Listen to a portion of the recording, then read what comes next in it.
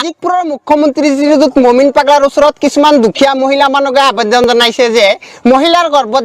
যিবিলাক সন্তান নিৰ্ধাৰণ হয় এইবিলাক সন্তান পুৰুষৰ গৰ্ভত সোমাই দিব লাগে।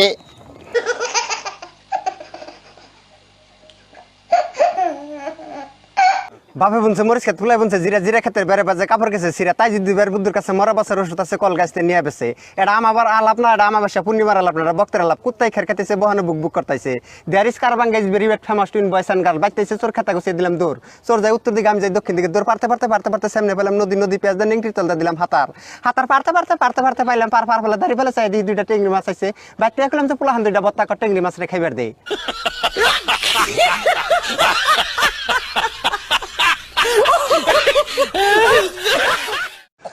বাৰগুৰিৰ স্বাস্থ্যমন্ত্ৰী মমিন পাগলাই অসমৰ গ্যাস্ট্ৰিক বেমাৰক মুখ্য বেমাৰ বুলি ঘোষণা কৰে আৰু এই গ্যাস্ট্ৰিক বেমাৰীসকলক ৰাজহুৱা ঠাইত পাত দিবলৈ অনুমতি দিয়ে। যিহতে পাদাপাদি কৰিব পাৰিব তেওঁলোকক পাদৰ লাইচিন দিম বুলি প্ৰতিশ্ৰুতি দিয়ে আৰু কলগাছিয়াত হোৱা কালা কুটকুটা বুলবুলি পাগলীয়ে জনাইছে যে পাত দিয়াৰ সময়ত যদি কিবা হালধীয়া বস্তু ওলায় তেনেহ'লে পাদৰ লাইচিন গুৰুত্বভাৱে কেঞ্চেল হ'ব বুলি ঘোষণা কৰে। বালাফাটাৰ গাঁৱৰ নাইৰা পাগলীয়ে হাইকমাণ্ডত নেৰাদা বহি ঘোষণা কৰিছে যে এইবেলি যিহতে টেট পৰীক্ষাত বহিব তেওঁলোকৰ শিক্ষাগত অৰ্হতা লাগিব প্ৰথম শ্ৰেণী ফেইল আৰু পায়খানাৰ ৰাস্তা চাবা থাকিব লাগিব।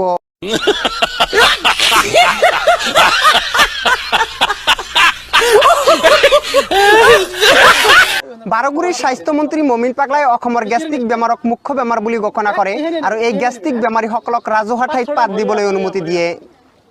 যিহতে পাদাপাদি কৰিব পাৰিব তেওঁলোকক পাদৰ লাইচিন দিম বুলি প্ৰতিশ্ৰুতি দিয়ে আৰু কলগাছিয়াত হোৱা কালা কুটকুটা বুলবুলি পাগলীয়ে জনাইছে যে পাত দিয়াৰ সময়ত যদি কিবা হালধীয়া বস্তু ওলায় তেনেহ'লে পাদৰ লাইচিন গুৰুত্বভাৱে কেঞ্চেল হ'ব বুলি ঘোষণা কৰে।